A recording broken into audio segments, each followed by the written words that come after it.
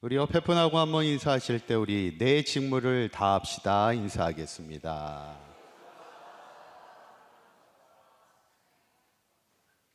어떻게 한 주간도 평안하셨습니까? 네. 오늘 특별히 관현악단에서 귀한 찬양으로 영광 돌려주심을 감사한데 오늘 딱 처음에 시작하려고 하는 얘기하고 딱 매치가 또 이렇게 딱 됩니다. 어메이징 그레이스, 나 같은 죄인 살리신 작사한 분이 누구예요? 혹시 아시나요? 나 같은 죄인 살리신 주 내 고마워. 이 작사하신 분이 존 뉴턴이라는 분입니다. 이분이 예수를 믿고 이제 한평생 전도자의 삶을 살아가면서 많은 사람들에게 복음을 전하고 또 찬양의 작사를 통해서 또 찬양으로도 영광 돌렸던 그분인데, 이 존 뉴턴의 글에 보면 우리가 천국에 가면 세 가지 놀랄 일이 있다는 거예요. 첫째는 야, 저 사람이 어떻게 천국에 왔지? 올 것 같지 않았던 분이 왔던 그 저 사람 때문에 놀라게 된다는 거예요. 두 번째는 그 사람은 올 줄 알았는데 올 줄 알았던 그 사람이 안 와서 그 사람 때문에 놀라게 된다는 거예요. 그리고 세 번째는 야, 내가 천국에 왔구나. 내가 천국에 온 것에 대해서 놀라게 된다는 거예요. 오늘은 다들 이렇게 반응들이 없으신 것 같은데, 오늘 다들 이렇게 엄숙한 마음으로 예배를 드리러 오신 것 같은데, 저는 이 글을 보면서 우리가 세 가지 놀랄 일을 다 하면 안 되지, 다 당하면 안 돼. 야, 어떻게 저 사람이 천국에 왔지? 그 저 사람이 내가 되면 안 됐잖아요, 그죠?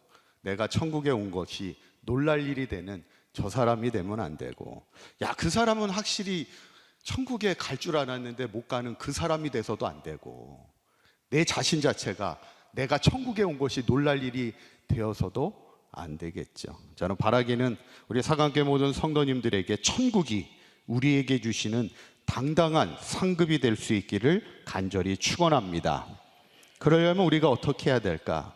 두 가지만 잘 지키면 돼요. 첫째는 끝까지 믿음 지키며 사는 겁니다. 제가 가끔 그런 이야기 하지만 우리가 인생을 살다 보면 때로는 돈을 잃을 수도 있고 때로는 건강을 잃을 수도 있습니다. 그런데 우리가 잃어버리지 말아야 될 것은 믿음만큼은 잃어버리지 말자는 거예요. 저도 나이가 드니까 점점 자꾸 이렇게 머리가 빠져.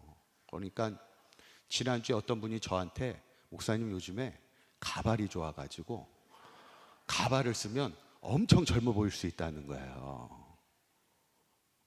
어떻게 쓸까요? 여기서 네 나왔습니다.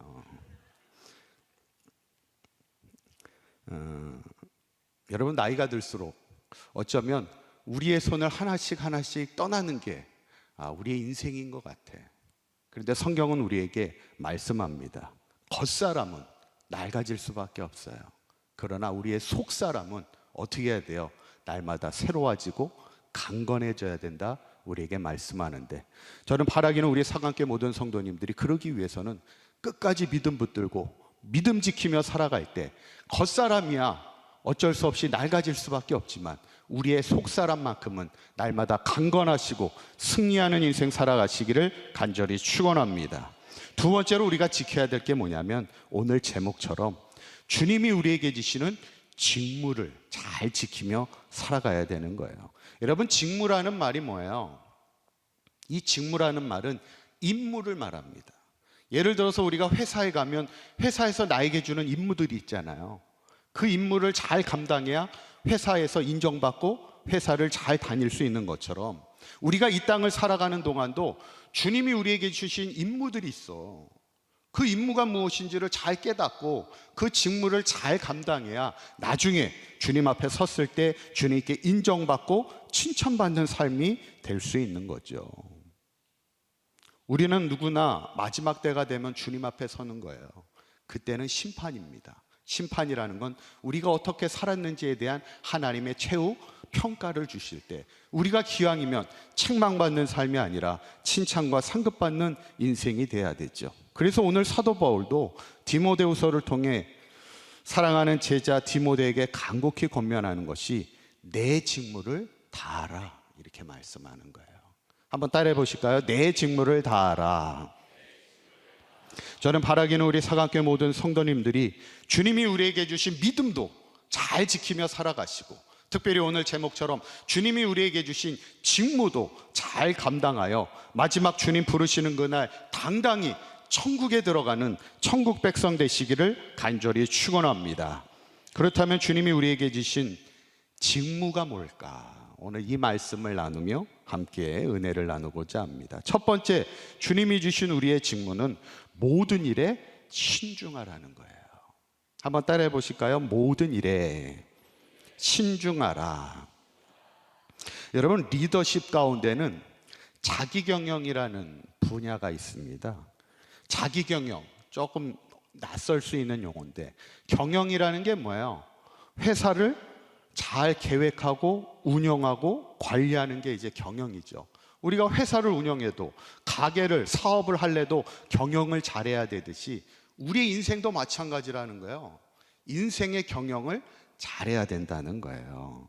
우리나라에서는 이 자기경영의 전문가 중에 한 분이 이 공병호 씨라는 분이 있는데, 참 그래도 감사한 것이 이분이 예수님을, 늦은 나이에 예수님을 믿게 됐어. 그래서 이 공병호 씨가 쓴 책이 있습니다. 공병호가 만난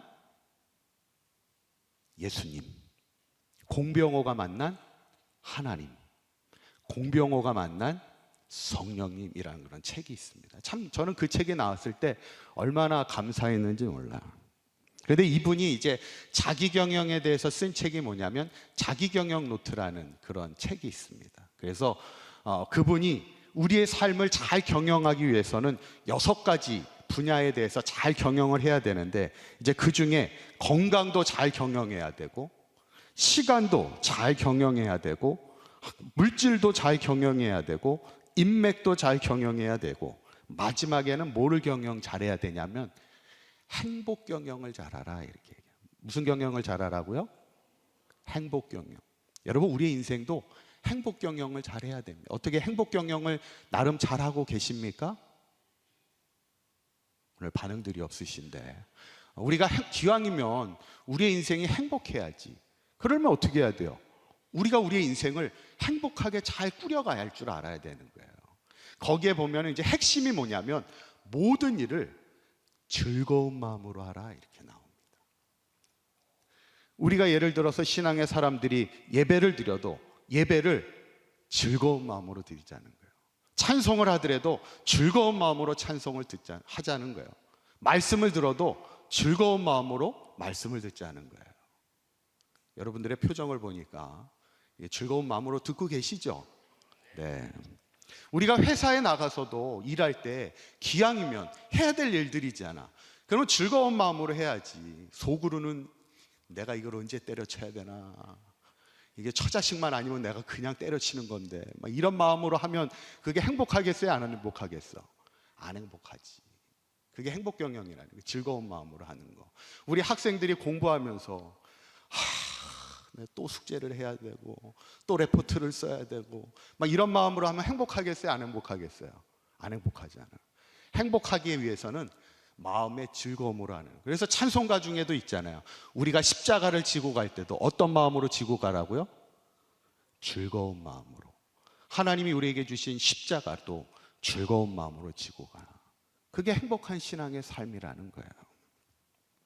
오늘 사도 바울이 디모데에게 권면하면서 주님이 주신 첫 번째 직무가 뭐냐면 5절에 있는 말씀 한번 읽어보도록 합니다. 시작.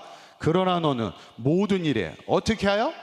신중하여, 이렇게 나옵니다. 이 신중하여가 영어로 self control입니다. 이거를 우리말로 얘기하면 자기 관리, 자기 경영이에요, 결국. 그래서 제가 그동안 자기 경영에 대한 얘기를 설명하는 거예요. 하나님이, 주님이 우리에게 주신 첫 번째 직무도 너에게 주어진 삶을 신중하여 잘 경영해내라는 거예요. 이것이 하나님이 주신 직무라는 거예요.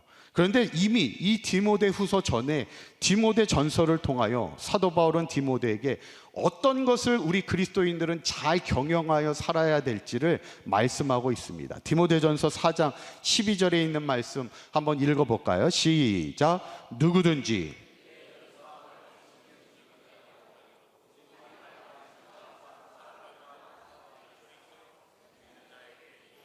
아멘. 여기에 보면 뭘 신중하게 잘 경영해야 하냐면 우리 그리스도인들이 1번이 오직 뭐예요? 말입니다. 여러분, 우리 그리스도인들이 가장 먼저 잘 경영해야 될 게 우리의 말이에요. 지난주에 그 연합성회를 은혜 가운데 잘 마치고 제가 마지막 날은 이제 로비에 서가지고 이렇게 교우들하고 이제 나가시는 분들하고 이렇게 인사를 하게 됐는데, 우리 교회 중등부 친구들 같아. 얼굴이 낯익고 누군진 대충 알 것 같아. 근데 그 친구가 갑자기 제 옆에 오더니 저를 이렇게 빤히 쳐다보는 거예요. 옆에 와서 쳐다보면 좀 민망하잖아. 그래서 저는 딴 데 쳐다보고 있었지. 그랬더니 그 친구가 갑자기 저한테 말을 겁니다. 목사님 참 멋있으세요. 그러는 거야. 중학교 제가 볼 때 한 2학년쯤 된 것 같아요. 저보고 멋있대. 그래? 그랬더니 저보고 목사님 어떻게 악수 한 번만 해봐도 되지 않겠냐고. 악수 한 번만 하지 저보고. 그래서 악수를 했겠어요, 안 했겠어요? 했지. 그 친구하고 악수를 했습니다. 여러분, 말을 얼마나 이쁘게 해, 그죠? 그렇지 않나? 기왕이면 와서 왜 얼굴이 왜 그러세요? 이러면 얼마나 기분 나빠요. 근데 참 멋있으세요. 이러니까 얼마나 기분이 좋아. 우리 그리스도인들이요, 말을 잘해야 돼, 사실.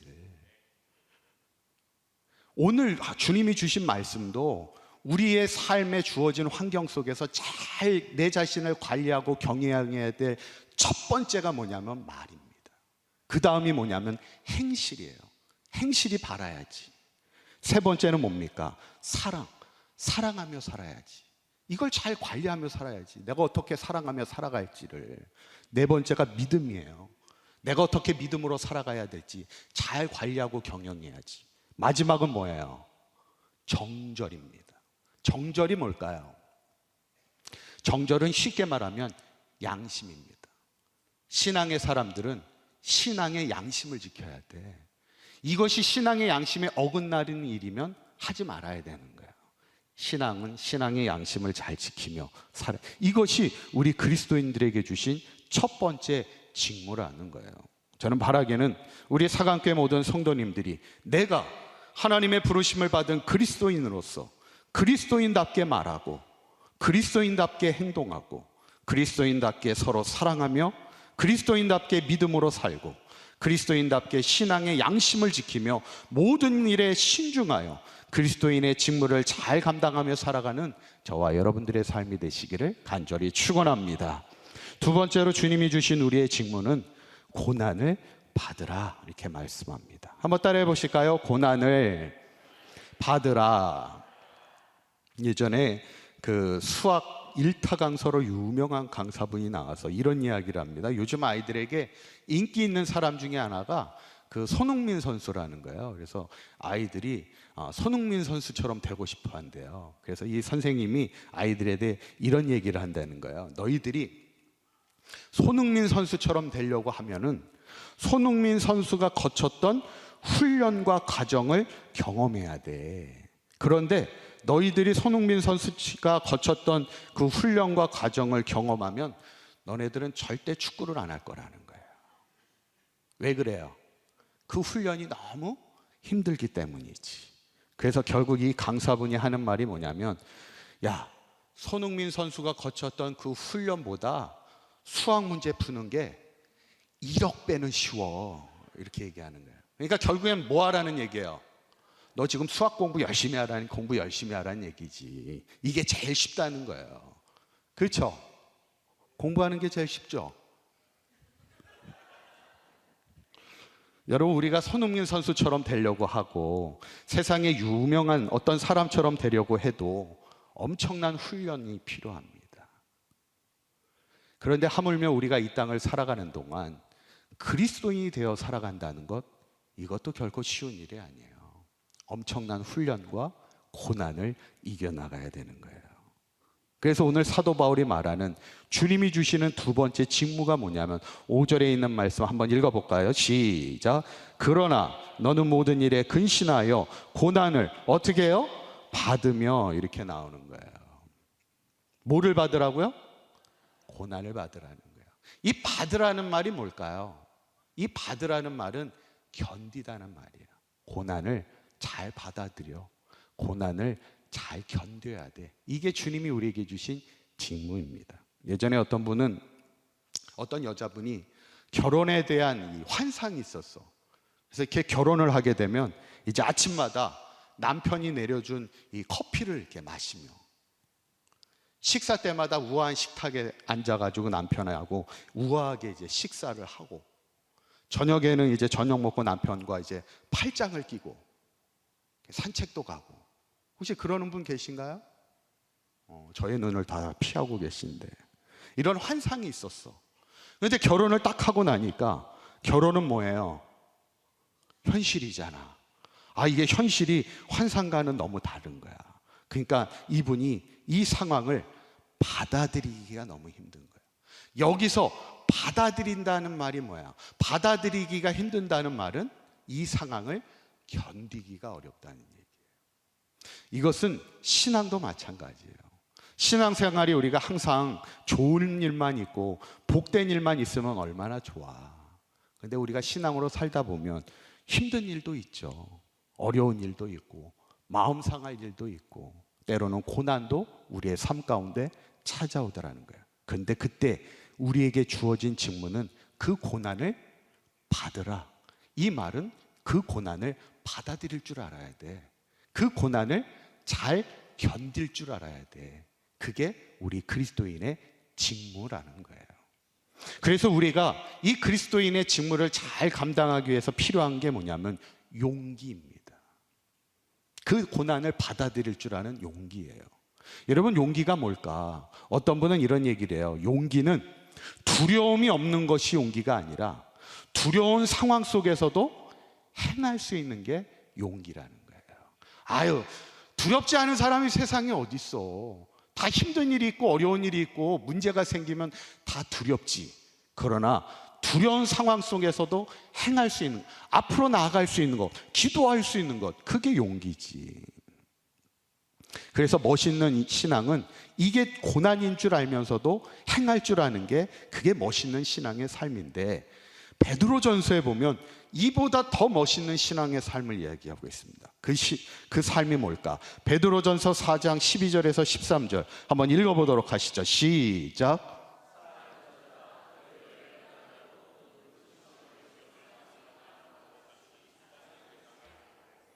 오히려 너희가 그리스도의 고난에 참여하는 것으로 즐거워하라. 이는 그의 영광을 나타나실 때 너희로 즐거워하고 기뻐하게 하려 함이라. 아멘. 베드로전서를 보면 사랑하는 자들아, 너희를 연단하려고 오는 불시험을 이상한 일 당하는 것 같이 이상히 여기지 말라는 거예요. 누구에게나 하나님이 연단하시기 위하여 불시험, 시험 중에도 불시험, 정말 견디기 어려운 뜨거운 그런 고난이 올 수 있다는 거예요. 그런데 그 불시험에 대해서 뭐라고 얘기하냐면 13절에 오히려 너희가 그 그리스도의 고난에 참여하는 것으로 어떻게 하라고요? 즐거워하라는 거예요. 이게 최고 멋있는 신앙이에요. 이게 고난인 줄 알면서도 참여할 수 있는 것도 멋있는 신앙이지만, 그 고난을 억지로 참여하는 게 아니라 즐거움으로 그 고난을 감당할 수 있는 것, 이것이 예수님을 위한 고난이라면 그것을 즐거움으로 참여할 수 있는 그 신앙이 최고 멋있는 신앙의 삶이라는 것이고, 이것이 또 주님이 우리에게 주신 직무라는 거예요. 저는 바라기는 우리 사강교회 모든 성도님들이 믿음의 길을 걸어가면서 때로는 생각지 않은 고난도 찾아오고 불시험도 찾아올 수 있지만 그것을 용기 있게 도전하시고, 그것이 주님을 위한 고난이라면 즐거움으로 감당할 수 있는 멋있는 신앙의 삶을 살아가는 사강교회 모든 성도님들 되시기를 간절히 축원합니다. 마지막 세 번째는 주님이 우리에게 주신 직무는 전도자의 일을 하라, 우리에게 말씀합니다.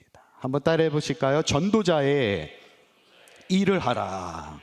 아멘.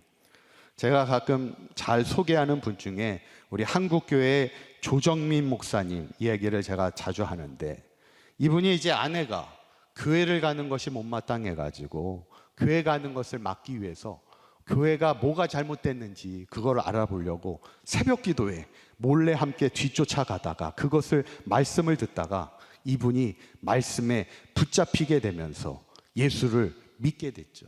그러다가 이분이 이제 MBC 기자 출신이고 또 앵커도 하고 그 당시에는 MBC 보도국장의 자리까지 올랐던 그분인데 그분이 그 자리를 사임하고 50살이 넘은 나이에 신학을 하고 목회자가 되었어요. 아마 많은 사람들은 미쳤다 그랬겠지. 그 MBC 보도국장이면 그게 대단한 자리인데 그 자리를 때려치고 목회를 하고 있으니, 근데 그때 그분이 한 말이 있어요. 내가 목회자로 설 수밖에 없었던 그 이유를 이렇게 말합니다. 이제 나는 남은 삶을 세상의 뉴스를 전하는 사람이 아니라 하나님 나라의 뉴스를 전하는 사람이 되고 싶습니다. 이 말을 했어요. 참 멋있는 말을 했어요. 그동안은 MBC 기자로서 보도국장으로서 앵커로서 세상의 뉴스를 전하며 살았지만 세상의 뉴스를 전하는 것보다 더 귀한 게 뭐예요? 하나님 나라의 뉴스를 전해야지.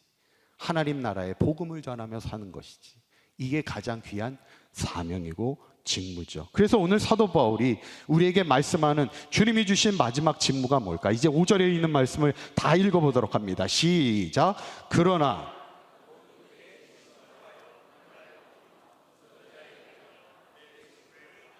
아멘. 그러니까 결국엔 뭐냐면 우리가 모든 일에 신중해야 되는 것도, 그래서 우리가 고난을 받아야 되는 것도 결국에는 어떤 일을 하기 위함이에요?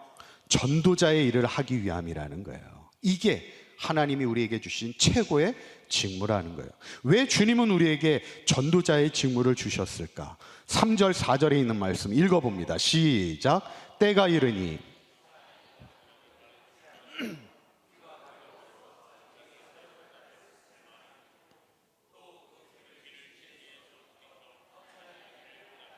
아멘. 3절에 보시면 때가 이르니, 이 때는 언제를 얘기하냐면 마지막 때를 얘기하는 거예요. 세상이 마지막 때가 가까울수록 세상 사람들은 어떠냐면 바른 교훈을 따르지 않는다는 거예요. 진리를 자꾸 떠나간다는 거예요. 교회를 떠나가고 하나님의 말씀을 떠나 살려고 한다는 거예요. 그러면서 그 특징을 재미있게 뭐라고 표현하냐면 뭐가 가려워서? 귀가 가렵다는 거예요. 여러분, 우리는 언제 귀가 가려워요? 우리는 언제 귀가 가렵다고 말해요? 누가 내 욕하고 있으면 귀가 가렵다고 그러잖아요. 근데 이 당시에 이 사람들은 귀가 가려운 게 내가 듣고 싶은 말을 듣고 싶을 때 귀가 가렵다, 이런 얘기를 씁니다. 예를 들어 이런 거예요. 오늘 뭐 예를 들어서 속회 예배를 가는데 어저께 남편이 결혼기념일이라고 다이아 반지를, 요즘도 다이아 반지 해주나요? 예전에는 최고의 선물이 다이아 반지였는데 결혼기념일이라고 다이아 반지를 사준 거예요. 그러니까 이걸 얼마나 자랑하고 싶어. 그러니까 오늘 속회 예배를 갈 때 다이아 반지를 딱 끼고 간 거예요. 근데 이게 차마 내 입으로는 말할 수 없잖아. 나 다이아 반지 끼고 왔다고. 그러면 속도원 중에 누가 어머 그거 다이아 반지 아니에요? 이 말 해주기를 어때요? 기다리고 있지. 그때 쓰는 말이 뭐냐면 귀가 가렵다는 거예요. 누가 내 귀를 좀 긁어줬으면 좋겠고 누가 내가 듣고 싶은 말을 해줬으면 좋겠다는 그 표현을 이제 귀가 가렵다. 어떻게 이해하시겠죠? 여러분, 세상이 마지막이 가까울수록 사람들이 특징은 뭐냐면 내가 좋아하는 말만 듣는다는 거예요. 내가 듣고 싶은 말만 듣는다는 거예요. 하나님의 바른 교훈을 듣기보다는, 하나님의 진리의 말씀을 듣기보다는 내가 좋아하는 말, 내가 원하는 말만 듣고 있다는 거예요. 그래서 우리 그리스도인에게 주어진 직무가 뭐라는 거예요? 하나님의 바른 교훈과 진리를 그들에게 전파해야지. 때를 얻든지 못 얻든지 항상 입쓰라는 거예요. 왜 그렇습니까? 이것이 생명을 살리는 것이고 이것이 세상을 구원하는 일이기 때문입니다. 그러면 마지막으로 주님이 우리에게 주신 직무를 잘 감당하는 자에게는 주님이 주시는 상급도 있더라는 거예요. 그 상급이 뭘까? 8절에 있는 말씀 함께 읽어보도록 합니다. 시작. 이제후로는